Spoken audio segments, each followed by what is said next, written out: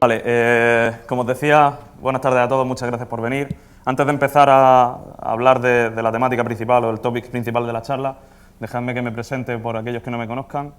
Mi nombre es Pedro Gómez, llevo trabajando con mobile desde hace aproximadamente unos 5 años, o unos 4 años y medio, una cosa así. Empecé en una pequeña empresa de Murcia, Droiders. Hay unos cuantos murcianos por aquí que ahora están trabajando en empresas más ilustres como Wallapop o Let's Go, que trabajaban conmigo allí, o Jovan Talent también, por ejemplo. Y recuerdo hoy especialmente viendo a esta gente aquí, o viendo a esta gente y compartiendo tiempo con ellos, recuerdo especialmente ese momento. Después de esa empresa decidí cambiar un poco de aires y venir a Madrid a trabajar. Me fui a Twenty, al equipo de comunicaciones de Twenty. Básicamente desarrollábamos y manteníamos todo lo que tenía que ver con el cliente de mensajería, montado encima de un protocolo que se llama XMPP. Y después de unos 2 años y medio decidí cambiar de aires a otra empresa que se llama Karumi. Karumi es un estudio de desarrollo de software intencionalmente pequeño. Y cuando digo intencionalmente pequeño, para nosotros es algo muy importante, porque hay una serie de pilares en la empresa que son la calidad del código, las buenas prácticas, compartir con la comunidad y el testing, que es de lo que vamos a hablar hoy, que son fundamentales para nosotros. Creemos que un equipo pequeño, un equipo que tenemos bajo control, un equipo donde algunos aspectos de los que vamos a hablar hoy son fundamentales, es lo ideal. Somos tan pequeños que puedo poner al equipo entero en una transparencia. Ahora mismo somos 5 ingenieros y una persona que está en San Francisco de Desarrollo de Negocio, que al no formar parte del equipo de ingeniería no está aquí, pero es Irene. Además es una persona genial para trabajar, sobre todo con ella. Y bueno, los presento. Este señor pixelado es Sergio Gutiérrez, uno de los ingenieros a los que sinceramente le tengo bastante miedo, porque no se le puede pedir nada, porque cuando se lo pides lo hace y da igual lo que sea. Es capaz de transformar la cafetería del campus en una fiesta de Transformers si se lo pide adecuadamente. Alberto Grajera, nuestro CTO, también trabajó muchísimo tiempo, bueno, todos trabajaron en Twenty, pero Alberto especialmente es el que más tiempo trabajó en Twenty como jefe del equipo de Frontend Framework. Jorge Barroso, que va a dar esta tarde una charla, la última charla del evento, a la cual os recomiendo que asistáis encarecidamente. Va a hablar de cosas en las que hemos estado trabajando juntos y es realmente interesante. Y David Mendolia, que es la persona que pone reggaetón los viernes en la oficina y además Senior Full Stack Engineer y uno de los founders de Karumi.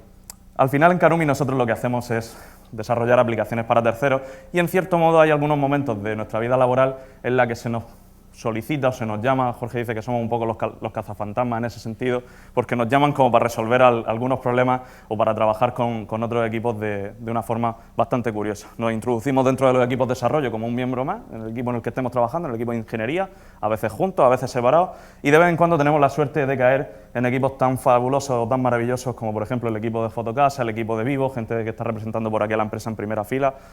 Chus, tú estás en Wallapop, todavía no nos ha tocado contigo, pero you know, call me. Y bueno, aparte de la gente de Shipstead, que ya ha dado algunas charlas, también trabajamos con una serie de bestias pardas como son la gente del equipo de Jovan Talent. El equipo de móvil de Jovan Talent sale en esta foto y esta foto para mí es especialmente relevante porque hacía tiempo que alguien no me sacaba una sonrisa de una forma tan bestial. Ayer estábamos haciendo parte de la formación con el equipo en el que trabajamos y es el equipo de mobile al completo, el equipo de iOS y el equipo de Android. Y en esta formación diseñamos una cata para practicar un tipo de testing muy específico que se llamaba la cata de los maxibons, porque a nosotros nos encantan los maxibons. Y el cabrón de Chema, que es este tío de aquí, que está sentado entre el público, de repente desapareció de la oficina y apareció con 4 o 5 cajas de maxibons y nos pusimos hasta arriba. Bueno, ahora estamos trabajando con ellos, esto es simplemente anecdótico, pero lo importante es que sepáis que el equipo de Jovan Talent está contratando y si alguno de vosotros está pensando en cambiar de trabajo buscando una empresa a la que acudir, yo especialmente lo recomiendo porque hacía tiempo que no veía un equipo tan motivado por hacer las cosas tan bien, con unas ganas de hacer un proyecto como puede ser el de Jovan Talent muy interesante y sacarlo adelante y al mismo tiempo crecer como ingeniero, no solo preocuparse por el producto. Y bueno, yo os lo recomiendo, lo dejo ahí. Si alguien está interesado puede hablar con Chema o mandarme un mail a mí o a él o lo que necesitéis.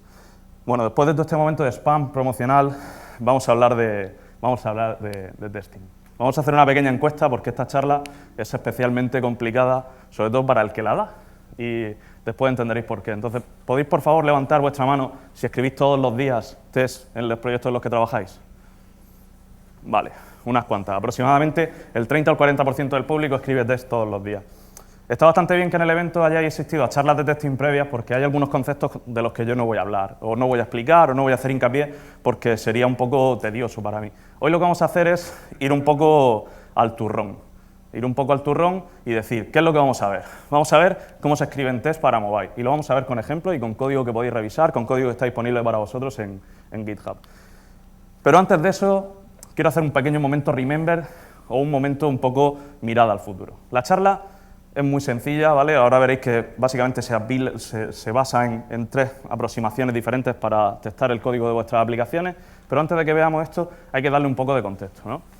Si lleváis mucho tiempo trabajando escribiendo test, o si vais a empezar a escribir test, van a pasar 3 cosas en vuestra vida, seguro. Como ingeniero vais a tener 3 problemas o 3 momentos que os vais a sentir muy identificados. Si ya escribís test, seguramente alguno se reirá cuando lo digas, eso me pasó a mí, y si no, por lo menos os dejo ahí como preparado el camino, ¿vale? Lo primero es que cuando empiezas a escribir test, llevas mucho tiempo trabajando como ingeniero normalmente, o llevas cierto tiempo, no demasiado, depende de la empresa en la que estés, y te encuentras con el problemón, que es que, ¿qué tengo que testar? O sea, a mí voy a una charla de testing, voy a ver a Kini, que siempre da charlas muy buenas de testing, pero el 90% de los ejemplos que me enseñan es probar cómo 2 más 2 es igual a 4. Mi software no hace eso, yo no hago calculadora. Mi software lo que hace es que tira una request a un servidor, parsea el JSON, maneja el status code de HTTP y lo pinta de una forma u otra. Pero no me valen en exceso esas charlas. Entonces, aunque voy a eventos de testing, ¿qué es lo que tengo que probar? Y lo más importante, ¿cómo lo pruebo? Porque además el ecosistema de Android, ahora los que hayáis entrado nuevos en la plataforma, está un poquito más maduro, pero yo recuerdo días en el que tenías que sacar todo tu código en módulo de Java para poder escribir test unitarios y olvídate de tener nada de código de Android ahí. Y aquello era un poquito la fiesta. El segundo problema es que, ¿qué pasa si mi código no está estable? Porque cuando llega Jorge y en sus charlas de testing me dice, porque aquí tenemos esta clase que tiene un colaborador que representa por composición, ¿visto? Me lo he aprendido, que representa la API con la que tengo que hablar, entonces puedo escribir un test que le pase un mock y luego hacer un verify sobre esto, pero seamos sinceros, si no te has preocupado por testing durante el desarrollo de una aplicación, probablemente tu código no esté escrito así, a no ser que te hayas montado encima de algunas tecnologías o algunas librerías como puede ser Dagger, que te fuerza a trabajar de esta forma. El tercer problema, para mí, es el más chungo. Yo me di cuenta un día, cuando estaba con Kini en la oficina, estábamos ahí merendando, como hacíamos siempre, y de repente la aplicación empezó a petardear, pero lo más grande. Estábamos desarrollando Twenty y abrías la pantalla del chat y hacía así, ¡puf! Y yo le decía, Kini, tío, tú me has dicho que si escribo test puedo dormir tranquilo. Y yo, quiero decir, sigo durmiendo tranquilo aunque no lo escriba, pero la aplicación está cascando, pero de lo más grande. O sea, hemos tirado... Hubo un día que tiramos Mixpanel de los petes que teníamos. O sea, Mixpanel nos escribió y nos dijo, oye, que estáis aquí mandando trazas de error y que me habéis tirado el site. Y hemos tenido que cortaros el grifo, tal. Y era como, bueno. Entonces esto es un problema. Es que básicamente tenemos falsos positivos, y en algunas ocasiones falsos negativos, pero principalmente los falsos positivos son los más comunes. Tenéis un montón de tests, un montón de código ejercitado, normalmente con test unitarios, todo pasa, todo muy bonito, luego arranca la aplicación y explota. Eso normalmente es por cosas que veremos ahora, pero bueno. ¿Alguien tiene alguna conclusión, aparte de que Kini nos mintió a todos? Vale, la conclusión es que estamos haciendo algo bastante mal. Estamos haciendo algo mal si no podemos confiar en los tests que escribimos, porque los tests que escribimos al final lo que deben hacer por nosotros es probar de una forma automática y muy sencilla, que lo que está pasando es lo que se espera. Necesitamos probar de forma automática que lo que está pasando, que el software que estamos ejercitando, que el software que estamos escribiendo cumple los requisitos de negocio, que cuando yo le doy a un botón el mensaje se envía, que cuando no se puede enviar porque hay un fallo de validación se le muestra al usuario, o que cuando viene un status code HTTP que es de tipo 500 vamos a deshabilitar la aplicación durante cierto tiempo porque probablemente sea porque el server se ha caído, no queremos estresarlo para que se pueda levantar, etc, etc. Pero si no puedo fiarme de eso, ¿de qué me puedo fiar? Para eso no escribo los tests. Y el problema no es, para eso no escribo los tests, el problema es que escribimos los tests a veces mal, ¿vale? Entonces vamos a ver hoy una solución. Y la solución pasa por 2 cosas fundamentales. Lo primero es tener código testable, ahora veremos hacia dónde nos lleva esto, y lo segundo es tener una pipeline de desarrollo de test, ¿vale? Si alguno busca en internet qué significa una pipeline de desarrollo de test, no lo vais a encontrar porque es un término que acuñamos o que nos inventamos nosotros para hablar un poco entre nosotros sin decir frases muy largas, ¿vale? Y es un concepto que luego revisaremos lo que significa. Pero vamos poco a poco, ¿no? Vamos a mirar primero la primera parte de la solución. La primera parte de la solución siempre lleva al ingeniero a los mismos pasos. Cuando empezáis a hablar de código testable, enseguida lo primero que vais a leer o cuando habléis con alguien lo primero que os van a decir es que lo tienes que pasar todo por el constructor para que luego lo puedas moquear, cosa que no tiene por qué ser verdad siempre, pero bueno, suele ser la práctica más común. Luego empezáis avanzando y a veces veis librerías o algunas tooling o diferentes tooling de diferentes tipos o framework de test que os permite tener un poco más de flexibilidad y utilizar otro tipo de estrategias. Pero al final todo el mundo acaba en el mismo sitio y es código testable, ¿cómo se consigue? A través de una buena arquitectura. Y me da igual la arquitectura que utilicéis, me da igual que sea clean, que no es una arquitectura en sí, sino una serie de buenas prácticas que tiene que cumplir cualquier arquitectura para que se considere así, pero bueno, es otra historia, o que utilicéis Hexagonal o Onion, lo que queráis, me da igual, como si lo queréis escribir todo en un solo fichero, me da igual, o sea, lo importante es que ocultéis detalles de implementación, no la arquitectura en concreto que utilicéis, porque ocultando detalles de implementación, primero, vaya a conseguir no escribirlo todo dentro de un fichero, y segundo, vaya a ser capaces de elegir lo que nosotros llamamos el scope de vuestro test. El scope de vuestro test básicamente define la cantidad de código que voy a ejercitar, cuál es el tamaño del subject under test, es decir, voy a empezar a ejecutar código desde aquí, o hasta aquí, o hasta aquí, o hasta aquí, ¿vale? Por ejemplo, en escenarios en los que se habla de test end-to-end, el scope del test, el subject under test, se considera desde todo el código de vuestro APK hasta parte incluso del server-side, depende del escenario que estéis preparando. Cuando hablamos de test unitarios, vuestros subject under test normalmente suelen ser mucho más pequeñitos, desde un solo método hasta un conjunto de métodos dentro de una clase, hasta una clase completa o hasta un grupo de clases que se consideran un componente. Y cuando hablamos de test de integración, normalmente está refiriéndose a la integración de diferentes sistemas o de diferentes componentes, como por ejemplo, probar que todo el código que he escrito encima de SQL está escribiendo bien en base de datos, cuando recupero bien, etc., etc. Pero como os decía, la arquitectura no es importante, ¿vale? Lo importante es que ocultemos detalles de implementación. ¿Y cómo podemos ocultar detalles de implementación?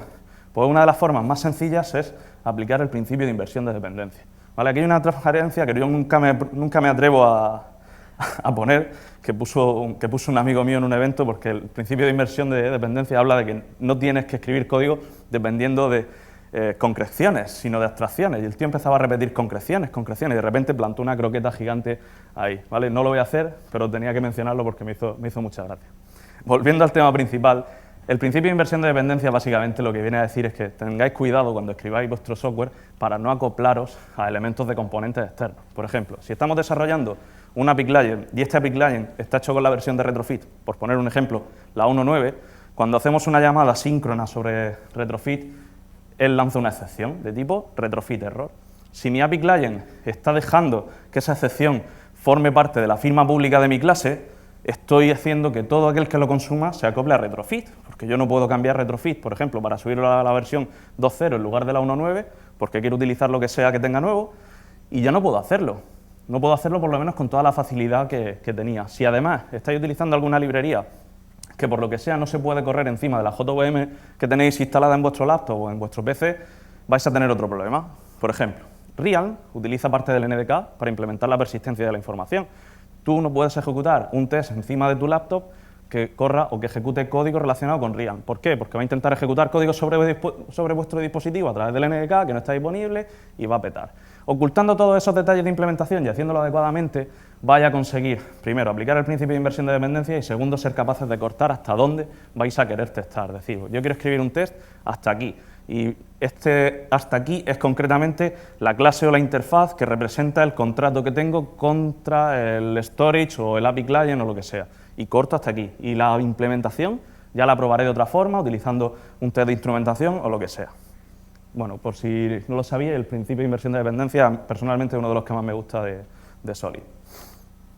La arquitectura que nosotros utilizamos es esto, ¿vale? Pero como os decía, no es relevante. Lo importante dentro de todas estas cajas, que no son más que cajas y flechas, es que hay dos cajitas o tres cajitas de un color así como tristón apagado. Los colores tristones apagados son el activity o un activity, un fragment, cualquier elemento del SDK de Android y la implementación concreta de los data source. Para no meternos en temas de arquitectura y no hablar de qué estamos hablando, no meternos demasiado en faena de si esto es un repositorio o lo que tenéis que tener claro es que tanto el activity como la implementación concreta de los data source normalmente suelen estar ligados a framework o librerías. El activity y el framework que tenemos es el SDK de Android básicamente y en la implementación de los data source suele ser cosas del estilo de OK HTTP, Realm, Retrofit, Volley o lo que sea. Lo que vamos a intentar siempre es mantenerlos aislados, mantenerlos ocultos, no dejar que nada de esos entornos formen parte del código que forma la lógica de negocio de nuestra aplicación o la lógica de presentación, cosas que queremos testar de una forma muy cercana al código encima de la máquina virtual de Java, normalmente este es unitario, y lo vamos a dejar ahí al lado, consiguiendo que ningún detalle de implementación de esas clases de color tristón se escapen hacia afuera, tendremos muchísimo ganado y acabaremos teniendo una buena arquitectura en función de cuáles sean vuestros skills, pero por lo menos tendréis código testable. Sin embargo, la arquitectura no es suficiente, porque estamos hablando de test, pero todavía no hemos visto ni uno. Y como os decía, no me gustan las charlas en las que ponen ejemplos demasiado sencillos que no están relacionados con la tecnología en la que se trabaja. Entonces vamos a ver la segunda parte de la solución. La segunda parte de la solución es una pipeline de desarrollo de test, ¿vale? Una pipeline de desarrollo de test se puede definir como básicamente el que quiero probar y el cómo, que era la primera duda o el primer problema que se planteaba un ingeniero cuando entraba en el mundo de la ingeniería del software relacionado con testing. Al principio no tenía ni idea ni cómo y poco a poco vas evolucionando. Bueno, vamos a atacar el problema, vamos a entrar directamente al qué es lo que quiero probar y cómo lo quiero probar. Y hoy lo que vamos a hacer es eso, ¿qué es lo que quiero probar en una aplicación? Todos somos ingenieros aquí, todos hacemos aplicaciones para Android y quiero probar al menos 3 cosas. Hay 3 cosas fundamentales, seguramente en vuestras aplicaciones, si alguien hace voz sobre IP o tiene una implementación de algo basado en socket o tiene un componente de persistencia muy fuerte, también lo quiera probar. Pero en el 90% de las aplicaciones hay 3 cosas que queremos probar. Primero, quiero probar que mi lógica de negocio hace lo que dice que hace y hace lo que tiene que hacer. Que todo ese código que escribimos, creando un lenguaje ubicuo para ser capaces de expresar de una forma muy elegante y muy legible que lo que está haciendo es eso, ¿qué tiene que hacer? Por ejemplo, cuando vas a intentar hacer un amigo número 1000 en el mismo día dentro de Facebook y esa regla de negocio es que no se puede mandar esa petición de amistad, se ve reflejado en el código, lo puedes leer, lo puedes decirle claramente a tu product owner o a tu product manager. Eso que está escrito en esa user story es este método de aquí y se ve reflejado aquí. Lo segundo que quiero hacer es probar que todo el protocolo de comunicación que hemos montado normalmente encima de HTTP funciona. Todo el lenguaje, todo el protocolo que hemos montado para hablar con server-side y hacer intercambio de mensajes funciona y hace lo que tiene que hacer. Por ejemplo, cuando tenemos que mandar una request que contiene la información de un formulario, que se está enviando la información tal y como el servidor lo espera. Cuando estamos consumiendo información, que estamos transformando esa información en los objetos que nosotros queremos, en instancias reales de objetos que nosotros queremos, de la forma adecuada y no tenemos ningún problema de parseo del JSON. Que cuando viene de repente en 3 endpoints diferentes 3500, el API Client decide, me voy a apagar durante un ratito, voy a simular que el dispositivo no tiene conexión para dejar que los servidores se desestresen y el usuario se crea que en realidad es que el SDK de Android el sistema operativo lo está troleando. Todo ese protocolo queremos probarlo. En este caso ya veremos que la parte de integración, en este caso con server-side, suele tener un componente bastante interesante y bastante facilito de probar. Lo tercero que quiero probar es básicamente que la interfaz de usuario muestra los mensajes adecuados, que cuando el usuario intenta logarse y no pone ningún email ni ningún password, se le muestra un mensaje diciendo tienes que rellenar el email y el password, o cuando intenta hacer login y el password que ha introducido o el email que ha introducido no es correcto, se le muestra un mensaje diciendo las credenciales no son correctas, o cuando intenta mandar un mensaje de más de 140 caracteres, se le muestre el máximo número de caracteres posible, todo este tipo de cosas. Quiero probar que la interfaz de usuario me está gritando y me está diciendo bien las cosas que me las tiene que decir, y el usuario está viendo lo que tiene que ver. No a un nivel de píxel, ¿vale? Y luego veremos que no hay que meterse quizá en tanto detalle porque la interfaz de usuario suele cambiar bastante, pero sí a un nivel de mensaje, sobre todo a nivel de qué textos se le están mostrando o qué componentes son visibles o qué componentes no lo son en un momento dado. En otras palabras, al final lo que queremos probar es la lógica de negocio, la integración con la API y la integración la interfaz de usuario de la aplicación. El primer punto es por donde vamos a empezar ahora. Estos 3 puntos son los que definen la pipeline. Ya sabemos qué queremos probar y ahora vamos a ver el cómo.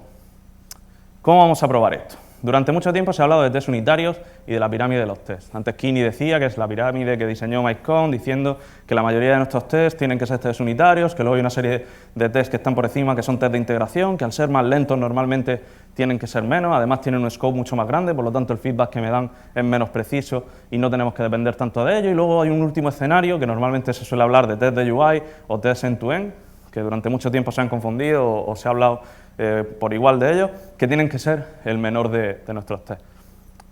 Y eso es cierto, pero no es cierto siempre. Es cierto, pero depende. Cuando estamos desarrollando una aplicación, sobre todo cuando estamos desarrollando una aplicación de las que se hacen hoy en día, como puede ser una red social, o Twenty, o Redbooth, o Jovan Talent, en realidad las reglas de negocio están todas en server-side. No hay demasiadas reglas de negocio. Y no hay demasiado código que nosotros queramos probar con código que es simplemente código en Java, que no tiene ninguna dependencia de ningún framework. Por lo tanto, no tiene sentido que hagamos un sobreesfuerzo por escribir la mayor parte de nuestros tests en esa parte concreta de nuestro software. Sin embargo, hay dos componentes que son la interfaz de usuario, la base de datos y la integración con la API, que son 3 componentes, no 2, que tienen un peso muy fuerte. Si la aplicación en la que yo estoy trabajando tiene un solo error, un solo typo en la configuración de la librería de JSON para hacer parsing, la aplicación no va a funcionar. Si no estoy mandando bien una request, la aplicación no va a funcionar. Si el botón de login o el de logout no está visible por lo que sea, el usuario no va a poder hacer login o no va a poder hacer logout. El código intermedio está bien, hay una serie de reglas de negocio que no suelen ser demasiado estrictas, pero bueno, hay una serie de reglas de negocio, hay una serie de manejo de datos, transformaciones, control de excepciones, que hay que probar. Pero en el caso concreto de las aplicaciones móviles, la pirámide de los test no termina de ajustarse del todo, ¿vale? Luego, si queréis, es algo que podemos discutir con una cerveza en la mano y da para rato. Sin embargo, vamos a probar esta parte, ¿vale? Porque somos ingenieros y lo que queremos probar es que todo ese lenguaje que hemos generado para nosotros como ingenieros, todo ese código que hemos escrito que demuestra y refleja que las reglas de negocio están bien implementadas, están funcionando, porque al final lo que une la interfaz de usuario con la parte de la API o de la base de datos es este código, ¿vale? Entonces vamos a probar que está funcionando. Y para poder hacerlo, lo que vamos a utilizar es dos cositas fundamentales. La primera cosa que vamos a utilizar es el principio de inversión de dependencia. Ocultando detalles de implementación y haciendo que nuestro código no dependa de elementos concretos, de detalles de implementación concretos o de implementaciones concretas, ya sea de clases abstractas o de interfaces o clases que extienden de otras, vamos a conseguir que, de cierto modo, alguien le tenga que preguntar a otra persona o a otro componente o a otra entidad, como lo queréis llamar, por la implementación concreta, como se hace con Dagger, por ejemplo, o como se hace cuando implementáis una factoría, o como se hace cuando tenéis un factory method, o cuando utilizáis un builder. Al final vosotros preguntáis a un tercero por ese detalle de implementación y se devuelve hacia vosotros como una abstracción. Este hecho de preguntar, en el caso en el que nos vamos a centrar hoy, normalmente se hace a través de inyección por construcción, o este hecho de tener que pedirle a alguien que te dé algo, es lo que nos va a permitir decir, aquí me voy a poner yo en medio y te voy a devolver lo que yo quiera. Y lo que yo quiera normalmente va a ser un test double que vamos a poder configurar para simular todos los escenarios que queramos. Lo siguiente que vamos a utilizar es el scope de los tests. Vamos a diseñar muy bien el scope de los tests y teniendo en cuenta que la mayoría del código que tenemos dentro de la lógica de negocio lo único que hace es forwarding de llamadas, lo único que hace es me llega esto, le quito este parámetro porque se lo mando a este tipo de aquí, quito este otro, se lo mando a este tipo de aquí, quito este otro, se lo mando a este tipo de aquí, recojo los 3 resultados y los devuelvo. Teniendo en cuenta que lo que el código está haciendo es forwarding y no está tomando decisiones, vamos a intentar ajustar el scope del test para testar como sujeto bajo prueba o utilizar como sujeto bajo prueba más código. Por ejemplo, si estamos trabajando con la arquitectura que hablábamos antes, si estamos trabajando en una feature que lo que hace es obtener información de un repositorio o de una API client, lo que vamos a hacer es escribir un test que pruebe desde el caso de uso, pasando por todas las entity keys intermedias, que normalmente debería haber una clase que represente ese componente a gran escala o esa entidad. Yo que sé, por ejemplo, imaginaros un sistema bancario. Tiene el caso de uso que es getAccount, la clase que representa el sistema bancario en sí, toda la lógica de negocio y luego la parte de la base de datos o el API client. Vamos a moquear hasta aquí. Y vamos a testar todo este código, vamos a testar 1, 2, 3, 4 clases, que no nos dé miedo, si la mayoría de las clases hacen forwarding de llamadas, ¿vale? Otra cosa que vamos a hacer, y ahora veréis con un ejemplo muy sencillo, es dejar de pasar cosas por construcción que no tienen sentido. Cuando lo que estáis pasando por construcción son funciones puras, quiere decir que el output de esa función o de ese método es siempre dependiente y siempre determinista en función del input que tengamos, como puede ser una función de suma o como puede ser un mapper, que dado un objeto de entrada devuelve un objeto de salida. No es necesario que lo moqueemos y que estemos configurando moquito todo el rato para decir, cuando alguien llame a esto, no sé qué. No es necesario que lo pasemos por construcción. Si no lo vamos a moquear, si no lo vamos a utilizar para ajustar el scope del test, es un detalle de implementación que nos podemos permitir el lujo de decir, vale, es un detalle de implementación de esta clase, el resto del software no tiene que saber ni que existe. De hecho, podría ser una función o un método privado o una clase inner que sea privada, ¿vale? Pero bueno, esto con palabras está muy bonito, pero vamos a ver algo de código. Hace aproximadamente unos 8 o 9 meses decidí liberar el código de un emulador de Game Boy en el que estaba trabajando. Cuando algún día, si alguien tiene mucho tiempo libre y se aburre y decide implementar un emulador de Game Boy, básicamente lo que tenéis que hacer es coger unas especificaciones de un manual de Nintendo así de gordo, que además es robado, o sea, lo tienes que pillar de internet ahí en plan, esto no lo tengo yo, o no debería tenerlo. leer las especificaciones del hardware y transformar ese hardware en vuestro software. Por lo tanto, si el hardware tiene una CPU, una GPU, una LCD y una unidad de manejo de memoria, tú vas a tener en tu software una clase que sea la GPU, la CPU, la unidad de manejo de memoria y el LCD, ¿vale? Y utilizando esos componentes vais a implementarlo. ¿Cómo funciona? Lees un archivo que normalmente es la ROM, que contiene todo el código ensamblador, es un archivo binario, contiene todo el código ensamblador del Tetris, y lo vais leyendo y vais diciendo, este operation code representa la instrucción de sumar 1 en el registro A. Te vas, implementas la función de registro y haces que funcione. Siguiente, siguiente, siguiente, siguiente. ¿Vale? Ahora veremos algunos ejemplos, solo para dar un poco de contexto. Este test que tenéis aquí, lo que va a probar es que la unidad de manejo de memoria funciona correctamente. La unidad de manejo de memoria básicamente es un array. Es un array, lo que pasa es que en lugar de acceder de forma aleatoria a una única posición, accedemos de forma aleatoria a una serie de posiciones. Pues normalmente, podemos acceder de forma aleatoria a una posición, pero el resultado lo podemos leer de dos formas diferentes, ¿vale? Podemos leerlo como un byte, o podemos escribirlo como un byte, y luego podemos leerlo aquí como una palabra, que es 2 bytes. ¿Vale? Pues lo que vamos a probar es que el estado del software al final de la ejecución de los tests es el correcto, que al final es lo que queremos probar. Y el scope que vamos a utilizar, en este caso, es una sola clase. Luego veremos un ejemplo más concreto. ¿Por qué es relevante que lo que vamos a probar es el estado de la ejecución, el estado del software al final de la ejecución de los tests? Porque de este modo, lo que estamos probando es que, tras ejercitar el sujeto bajo pruebas, el software está de una forma consistente en el estado que nosotros esperamos. Y no vamos a probar que estamos haciendo un montón de llamadas verificando sobre los mocks que se ha llamado a esto, que se ha llamado a esto, que se ha llamado a esto, que se ha llamado a esto. Eso no es relevante porque eso es un detalle de implementación. Y cuando eso pasa en vuestros tests o en mis tests, que también lo he escrito así, lo que estamos haciendo es sobreespecificar. Como al final los tests son documentación, lo que estamos haciendo es escribir en un test documentación que indica que para que la MMU funcione tiene que haber un componente interno al cual se le está haciendo una llamada, cuando eso no es un requisito de negocio. Estamos sobreespecificando nuestro negocio. Estamos escribiendo un test que está acoplado completamente al detalle de implementación. Y por eso cuando cambiamos los detalles de implementación, nuestros tests sufren, nuestros tests rechinan y nuestros tests nos dicen he cambiado yo también porque como has cambiado el nombre de este método, aquí también lo has cambiado. O como lo has borrado, el test este ya no es válido. Cuando en realidad los requisitos son otros, ¿vale? Vamos a ver los requisitos o las propiedades que tiene una unidad de manejo de memoria. El primero es muy sencillo.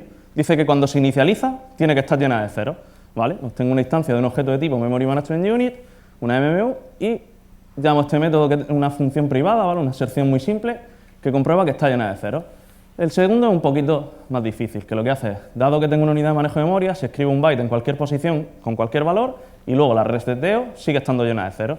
Y el tercero lo que hace es que comprueba que efectivamente puedo escribir 2 bytes en posiciones consecutivas, ¿vale? AnyAddress y AnyAddress más 1, y cuando leo la primera dirección como una palabra, obtengo el valor esperado. Aquí se escribe FA-FB y cuando lo leo se lee como FB-FA, ¿vale? ¿Fácil? Eso es lo que dice el hardware de la Game Boy, que hay un señor, que es un array, en el que puedo escribir y leer de dos formas diferentes. Lo importante, como decía, es que no probemos detalles de implementación, sino el estado del software. Cuando hablamos del scope de los tests, y antes decía que no nos tiene que dar miedo probar más de una clase, sobre todo en el desarrollo de aplicaciones del día a día, quería poneros un ejemplo que fuera bastante llamativo, ¿vale? Durante la ejecución de la Game Boy, ¿recordáis ese momento de vuestra vida antes de que existiera el Pokémon GO en el que el logo de Nintendo hacía así, bajaba, cuando vosotros le dais el botón de encender y al final hacía pip? ¿Vale? Eso era la BIOS ejecutándose. La BIOS de la Game Boy forma parte de todos los cartuchos, además la utilizan para validar que los cartuchos han sido fabricados legalmente y que es un videojuego certificado por Nintendo, etc. etc.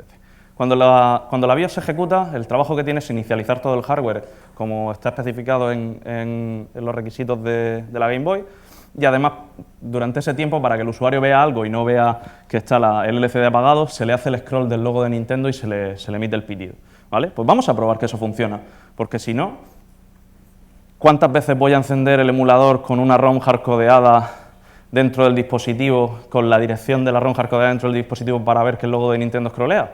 Tendría que hacerlo muchísimas veces, sobre todo teniendo en cuenta que la implementación del procesador pueden ser más de 200 instrucciones diferentes. Lo que vamos a hacer es utilizar como sujeto bajo prueba, en este caso, la Game Boy al completo. ¿De qué se compone una Game Boy? De un procesador, concretamente de una versión del Z80 de Intel, que me permití el lujo de llamarlo GB-Z80. Una unidad de manejo de memoria, una GPU, que en realidad en la especificación del hardware no existe como tal, se encarga la CPU, pero por darle un poco más de chicha al problema decidí poner una GPU por aquí en medio y quitarle responsabilidad al procesador. Y aquí hay una parte importante de la que vamos a hablar luego, ¿vale? Un objeto que se llama GameLoader y por fin el objeto de la Game Boy con un juego que se llama, que está en la URI Anygame Yuri, ¿vale? Este va a ser todo nuestro sujeto bajo prueba. En este sujeto bajo prueba, por ser un ejemplo un poco extremista, pueden estar ejecutándose aproximadamente unas 120 clases, que son las 100 instrucciones diferentes que se ejecutan durante el ciclo de ejecución de la BIOS, más la unidad de manejo de memoria, más la GPU, más una serie de componentes internos, ¿vale? ¿Qué es lo que vamos a hacer? Pues vamos a probar que la BIOS se inicializa correctamente. ¿Qué es lo que dice la documentación sobre la BIOS de la Game Boy? Que cuando termina de ejecutarse, cuando se ejecutan aproximadamente entre 16.000 y 19.000 ciclos de CPU, que eso quiere decir que dentro de este método hay un for hasta 16.000, ¿vale? En esta dirección de memoria va a haber un 1, ¿vale? Pues tenemos un objeto de tipo Game Boy, ejercitamos la CPU unas 16.000 veces y luego comprobamos que en la MMU, en este estado concreto, hay un 1.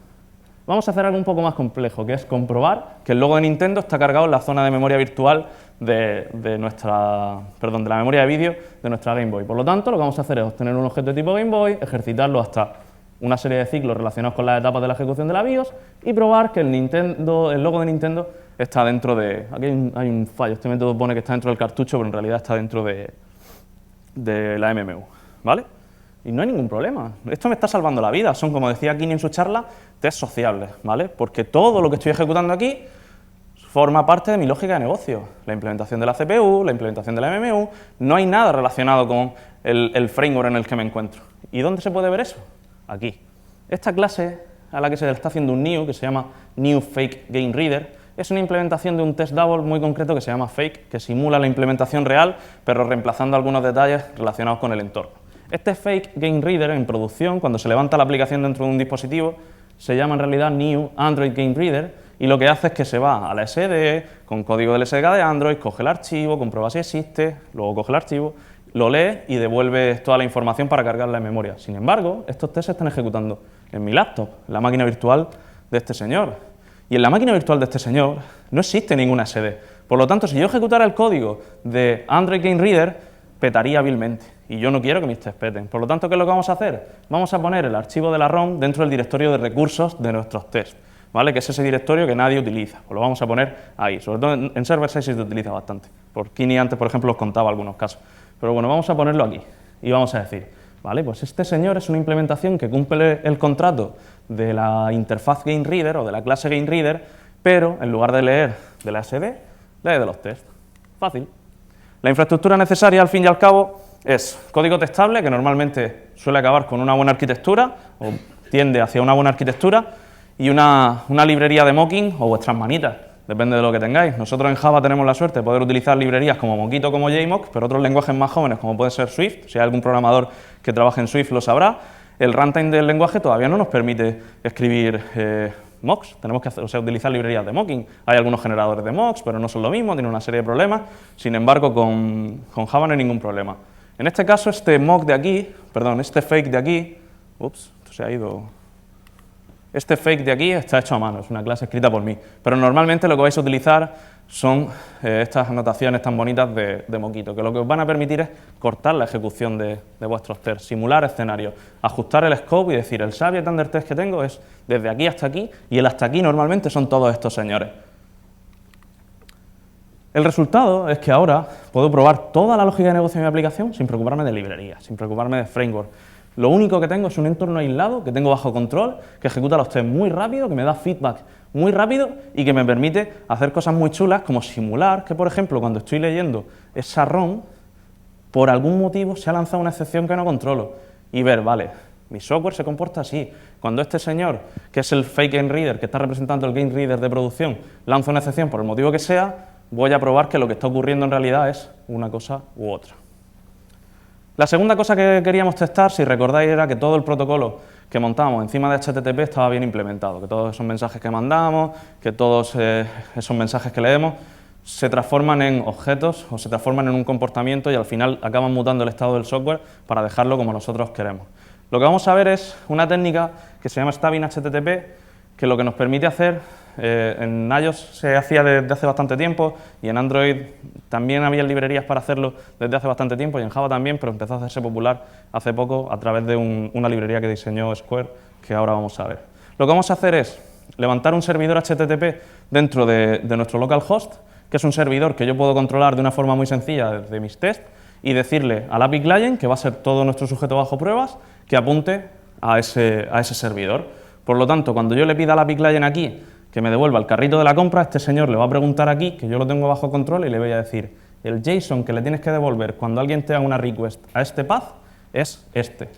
Y luego puedo probar que efectivamente el carrito contiene 3 ítems, de los cuales 2 son un bote de nocilla y otra cosa. ¿Cómo se hace esto? Pues vamos a utilizar una librería que se llama Mock Web Server, ¿vale? Ahora veremos cuál es la infraestructura necesaria, pero el código que se genera utilizando esta librería, o que podéis generar utilizando esta librería, quizás sea más interesante. ¿Vale? Como podéis ver, esta clase se llama Renew Session Test. Muchos de vosotros, si hacéis aplicaciones que son autenticadas, habrá un momento de vuestra vida como ingeniero en que tendréis que implementar un mecanismo de renegociación de sesión, porque si no, os pueden hacer una cosa que se llama robo de sesión y suplantar vuestra identidad, cosa que no mola. Entonces, cuando hay que renovar sesión, básicamente server-side lo que te dice es que el token de sesión que tienes no es válido y que de alguna forma tienes que renegociar. Por lo tanto, lo que vamos a hacer son una serie de tests que prueban que eso está funcionando correctamente. Para ello, ¿qué necesitamos? Vale, voy a escribir un test que se llama ¿debería mantener al usuario logado después del proceso de renegociación de sesión? Vamos a simular que hay un usuario logado o vamos a logar un usuario. Vamos a hacer una serie de configuración de cuál va a ser las respuestas que va a devolver el servidor, como por ejemplo, vamos a encolar una response de tipo unAuthorize, otra aquí, luego una response de tipo el proceso de renegociación de sesión ha ido guay, y luego, como el API Client va a repetir la request original, vamos a encolar una response cualquiera. Luego vamos a obtener una instancia del API Client, ¿vale? Este método aquí, getAPI-Client, y vamos a enviar, utilizándolo, cualquier request. Este método API Client por debajo lo inicializa y lo apunta sobre el servidor que tenemos configurado.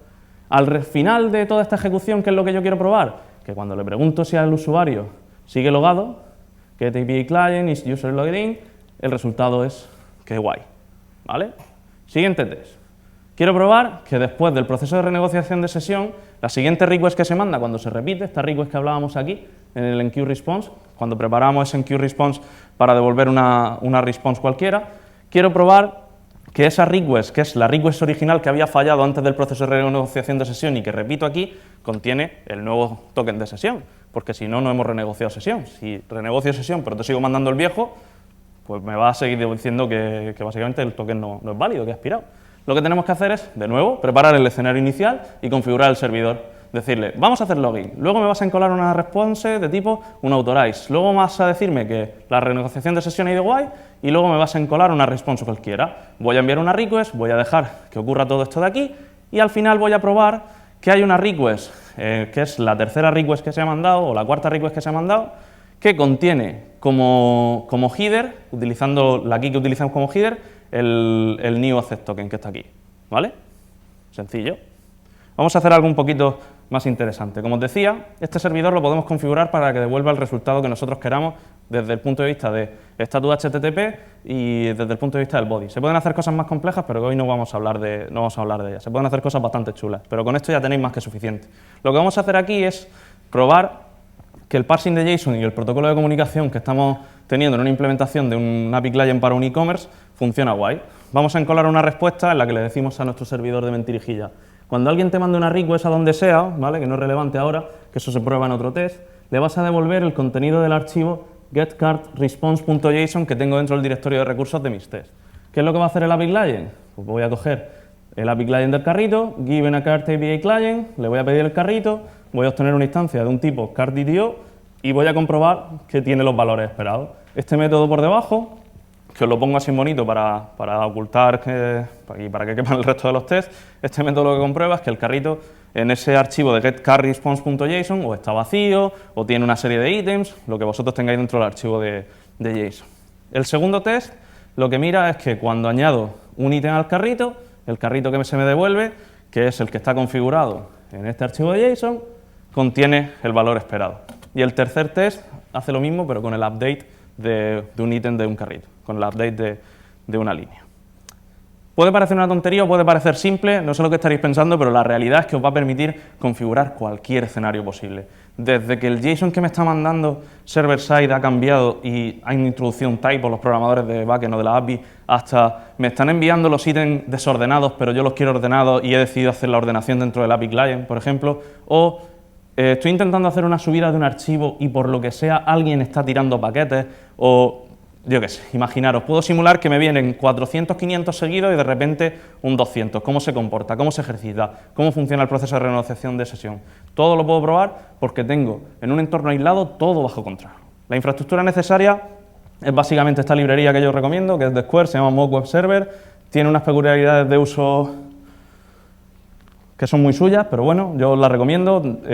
Hay otra librería que se llama WireMock, que tenía hace poco un issue abierto para poder funcionar en Android, no sé si funcionará, y es más parecida a las librerías que se utilizan para hacer Stubbing HTTP en iOS, como puede ser Nozilla o como puede ser OK HTTP Stubs, pero lo importante es que utilizando cualquiera de estas librerías el proceso siempre va a ser muy similar.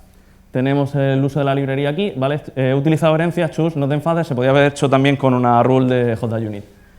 Lo que vamos a hacer es, durante el proceso del setup, que se ejecuta antes de cada test, vamos a inicializar la librería, que es este servidor falso del que hablaba, vamos a invocar el método start, vamos a inicializar el API Client, que básicamente lo que viene a decir es que vamos a decirle al API Client que tiene que apuntar a este servidor, y durante el teardown lo que vamos a hacer es tirar el servidor abajo, decirle, venga, ya has hecho tu trabajo, descansa un ratito. Y luego vamos a tener una serie de métodos de utilería, que son estos que habéis visto todo el rato aquí, como en QResponse con un archivo, o en QResponse con un código unauthorize, cosas así, que lo vamos a utilizar para decir, vale, cuando te llegue una request, independientemente del tipo que sea, vas a construir un objeto de tipo mockResponse, le vas a poner como body el contenido del archivo que tiene nombre, como te paso como parámetro, se lo pones como body y lo encolas. Y ya está. Muy sencillo. El resultado es que ahora podemos de una forma muy sencilla probar que la integración contra la API está funcionando correctamente. Y imaginaros para qué cosas la podíamos utilizar. Como os decía, todos los diferentes casos que hablamos antes, como código HTTP, que son diferentes, que no me espero, o que el JSON ha cambiado. Y luego un caso que a nosotros nos gusta mucho cuando trabajamos con third parties. Cuando trabajamos con third parties llega siempre un momento de la relación en el que algo explota, ya sea por nuestra culpa o por la suya. Y cuando algo explota normalmente suele ser por cosas de la API, no suele ser por el cliente. Y suele ser o porque nosotros hemos configurado mal el parsing de JSON o porque ellos han cambiado el JSON. Entonces, ¿qué es lo que hacemos? Le decimos, voy a coger tu código del JSON de lo que están mandando, ¿vale? Por ejemplo, para el carrito. Lo voy a poner en mis tests. Si mis tests nos basan, es culpa tuya. Y tenemos una forma empírica y fiable de decirle a los señores, las han liado pardas, ¿vale? Hay veces que si pasan los tests es culpa nuestra. Al final, todo se basa en obtener feedback lo antes posible y saber que está funcionando todo bien para poder dormir bien o no por las noches. Lo último que queríamos probar dentro de la pipeline de test es la interfaz de usuario. Mucha gente durante mucho tiempo habló de Model View Presenter, nosotros hemos dado charlas, hemos escrito blog posts, hemos escrito hasta un framework que utiliza Model View Presenter por debajo y hay mucha gente a la que se le olvida la motivación. Este patrón no surge solo para estructurar código, surge también para añadirte estabilidad al código, porque al llevarte toda la lógica de presentación y aislar, ocultar el detalle de implementación que representa la vista, puedo ejercitar esos tests de una forma mucho más sencilla, ¿vale? Ahora con Android, desde que publicaron una versión del SDK de Android dentro de un jar que está disponible para ti en tiempo de testing y que puedes moquear fácilmente, cosa que antes no se podía hacer, es más sencillo, te puedes permitir algunas licencias, pero este patrón normalmente surgía o surge para añadirte estabilidad a la parte de interfaz de usuario. Sin embargo, que ese patrón tenga esa motivación o que ese sea uno de los problemas que intenta resolver, no quiere decir que tengamos que ir como borreguitos a escribirle tests unitarios a los presenters. Porque ¿qué pasa cuando escribes un test unitario en un presenter? Que todos tus tests están llenos de verify, y tus tests pasan. Y está guay, porque es difícil que no pasen, porque sería el equivalente a hacer un MD5 del archivo desde la última vez que lo cambiaste hasta ahora, y si no machean es porque has cambiado el código. Y decir, vale, voy a mirarlo, ¿vale? Que es una analogía que me explicaba Manolo Vera de Twenty el otro día y me hizo mucha gracia. Entonces, aunque ese patrón surja con esa motivación, nosotros lo que vamos a utilizar es otra técnica diferente. ¿Por qué vamos a utilizar otra técnica diferente? Porque en el momento en el que decidimos utilizar como subject under test el presenter y utilizar un test double para la vista para poder hacer verificaciones, no estamos probando todo el código del SDK de Android encima de los activity, encima de los fragments. Por mucho que yo llame al método view.showCandidates, si la implementación del método view.showCandidates tiene un null pointer dentro por lo que sea, no lo voy a saber, mis tests van a pasar y yo voy a creer que la aplicación funciona cuando no lo hace. Entonces lo que vamos a hacer aquí es un poco abrir nuestra mente y utilizar herramientas un poquito más adecuadas. Lo que vamos a utilizar es un framework de testing de UI que se llama Expresso, que a mí personalmente no me gusta, pero Jorge me obliga a decir que sí desde que es GDE, ¿vale? No pasa nada, hay que aceptarlo, está muy bien. Expresso, que tiene sus cositas, ¿vale? Vamos a utilizar un inyector de dependencias que no es obligatorio en absoluto, podéis conseguir el mismo resultado utilizando otras técnicas, luego si queréis podemos discutirlas, y vamos a hacer uso, de nuevo, del principio de inversión de dependencias, pero en este caso a través de la inyección de dependencias, que es una especialización de este principio, que es un patrón bastante poderoso que, como os decía antes, lo que fuerza es que antes de la ejecución de lo que sea, antes de obtener una instancia de lo que sea, le preguntes a alguien, oye, ¿cuál es la implementación de esto? Y en ese momento en el que tú preguntas, yo puedo introducir ahí un test double. Vale, ¿qué es lo que vamos a hacer? Como todos sabéis, cuando escribís un test de UI, tenéis la aplicación de los tests, que es un APK, y tenemos la implementación del código de producción. Son dos aplicaciones diferentes que normalmente una no sabe demasiado de la otra o intentamos que no sepa demasiado de la otra más allá de las vistas. Lo que vamos a hacer es simular que estamos utilizando una aproximación similar a los test unitarios. Vamos a introducir test doubles, dobles de test, en puntos muy concretos para ser capaces de simular escenarios, acotar el subject under test y decir, vale, cuando alguien llame a esta clase yo te voy a devolver esto, o cuando alguien llame a esta clase yo voy a lanzar esta excepción, y así simular escenarios del estilo de el usuario no tiene conexión, el usuario no tiene permiso para acceder al GPS, la lista de candidatos contiene 10 candidatos, o no contiene ninguno, o lo que sea, ¿vale? Vamos a ver algo de código. Olvidaros de este trozo de aquí arriba, que de hecho la próxima vez que esta charla lo voy a quitar, porque dada la verbosidad de Java y la librería no es demasiado amigable. Este código hace como que no exista, ¿vale? Quedaros desde aquí, desde este mock hacia abajo. Este test que tenemos aquí forma parte de una cata muy facilita que diseñamos para poder enseñar este tipo de estrategias a ingenieros con los que trabajamos. Lo que hace es, prueba, es una cata que muestra superhéroes en una lista y cuando haces tap en una te abre un detalle, ¿vale? Lo que hace es que prueba que si no hay ningún superhéroe para devolver en ningún momento, cuando inicializa la activity, hay una vista, que es el empty case, que es el emoji este haciendo así, ¿vale? Que se está mostrando. Vale, muy sencillo. ¿Cómo puedo hacer esto si estoy en un test de UI? Y la mayoría de vosotros estaréis pensando, los test de UI que hace la gente de QA de mi equipo son con Calabas. Vamos a utilizar Expresso, vamos a utilizar la parte de instrumentación del SDK de Android para hacer todo lo que hay aquí arriba, que básicamente es decirle, vale, como tengo un inyector de dependencias configurado en mi aplicación, antes de que arranque este test, le voy a decir al inyector de dependencias, cuando alguien te pida este tipo de aquí, que es una clase que se llama repositorio de superhéroes, le vas a devolver este mock. Y este mock es el que yo tengo bajo control que me permite simular que hay o no hay superhéroes. Otro ejemplo sería, este es el mismo test de antes, otro ejemplo sería este, ¿vale? Dado que hay una serie de superhéroes, cualquier número, no es relevante, cuando arranco la actividad de los superhéroes, hay un empty case que tiene este ID que no se está mostrando, ¿vale? No me gusta especialmente Expresso por esto, porque para decir que esto no se está mostrando tengo que escribir una serie de paréntesis y puntos y comas muy considerables, ¿vale? Pero bueno, eso es otra historia. Este es un poquito diferente, ¿vale? Lo que hace es que, dado que hay una serie de superhéroes, bueno, en realidad es muy similar, dado que hay una serie de superhéroes, cuando arranca y se cargan, el progress bar que estoy utilizando para indicar el progreso no se muestra, ¿vale? Not is displayed. Aquí lo que vamos a probar es que, dado que tengo una lista de superhéroes, ¿vale? Given there are some superheroes, que además soy capaz de obtener aquí, que los he creado yo, cuando arranco la activity, dentro del recycle view no se lleva demasiado bien con Expresso, para vuestra información, dentro del recycle view hay un check que comprueba que tiene un descendiente, es que es súper fácil de entender. En algún momento de este recycle view hay alguien que está comprobando que machea algo que es tener un descendiente que tiene el texto con el nombre del superhéroe en la vista con una E de excepción, ¿vale? Que es como excepcional. Bueno, independientemente de la verbosidad o el tooling que tengáis que utilizar, la belleza de esto es que nos permite simular diferentes escenarios. Desde hay superhéroes, no hay superhéroes, los superhéroes tienen esta información. ¿Cómo podemos hacerlo? Configurando nuestros mocks tal y como estamos viendo aquí. Este es el método que utilizamos para decir que hay algún superhéroe, que además hay información que podemos crear nosotros de mentira, donde pone superhéroe podríamos poner Spider-Man o lo que fuera, una foto cualquiera o una cadena vacía, una descripción, y cuando lo tenemos todo configurado dentro de esta lista de superhéroes, lo que le digo al repositorio es, cuando alguien te los pida todos, devuelve la lista. O cuando alguien te pida por nombre, devuelve este superhéroe que yo te he dicho aquí. Parece algo muy sencillo y es algo que hacemos todos los días con los test unitarios. Pero en este caso lo que lo estamos haciendo es con los test de integración o con los test de UI encima del SDK de Android. Este método, por ejemplo, es un poquito más interesante.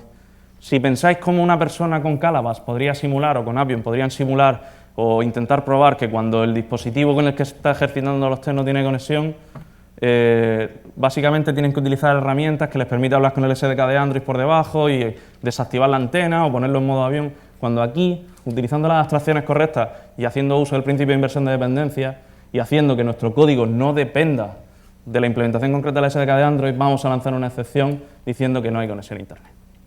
La infraestructura necesaria es básicamente un objeto de la aplicación utilizando Dagger, la versión que queráis. Nosotros lo hemos montado con Dagger 1, con Dagger 2 y sin Dagger también, porque teníamos tiempo libre. Y un método que es un poco hacky, que básicamente lo que nos permite es reemplazar el grafo para decir, en producción tienes este grafo, que es la configuración de los objetos que vas a devolver, y en tiempo de test tienes este otro, que es el que yo voy a utilizar, ¿vale? Una serie de métodos que os permitan configurar vuestros mocks, muy sencillo, y el uso de una librería o vuestras manitas, como puede ser Dagger Mock, que es una librería que escribió Fabio Colini, que es bastante majete y muy buen programador, que os permite simplificar todo el proceso de configuración de vuestro grafo. El resultado es que ahora puedo escribir test de UI muy fácilmente. Puedo comprobar que los mensajes que se muestran son los correctos, que en diferentes escenarios la aplicación se está comportando tal y como quiero. ¿Cuántas veces vamos a probar el registro de un usuario con 50 campos a mano? ¿Cuántas veces habéis escrito vuestro nombre con diferentes variaciones? Pedro 1, Pedro 2, Jellymail, Pedro más 1, Pedro más 2, @Karumi. Un coñazo. Vamos a automatizarlo, que somos ingenieros. Al final, ya hemos terminado, ¿vale? La pipeline está completa. Tenemos código testable, sabemos qué probar y sabemos cómo. Ahora ya podemos confiar en nuestros tests. Ya le puedo decir a Kini, tío, hoy no me has engañado. Hoy de verdad voy a dormir tranquilo. El tooling y la librería, voy a pasar hasta el final, que no tenemos demasiado tiempo, es básicamente JUnit, Mockito, Roboelectric, Expresso y Dagger. Si alguien quiere utilizar cualquier variación de estas, como puede ser en lugar de Mockito JMock, vale. Roboelectric es una tool que nosotros utilizamos para vistas muy pequeñitas normalmente, por consideraciones que si queréis podemos discutir luego. Expresso porque es una de las pocas librerías, si no la única, que se puede ejecutar en entornos headless como los que tienen Travis y CircleCI, de integración continua. Y Dagger, porque a mí me gusta mucho más Dagger 1 que Dagger 2. Algunas referencias. Escribimos en el blog de Karumi una serie de blogposts, 4 blogposts hablando de todos estos temas, por si alguien los quiere revisar tranquilamente. También diseñamos 3 catas para practicar arquitectura y código testable, test de integración contra la API y test de UI, el código del emulador de Game Boy y un blogpost de Google que ponía Kini siempre que estaba en el baño, lo ponía ahí en la pared para cuando ibas a mear. Está muy bien. ¿Preguntas?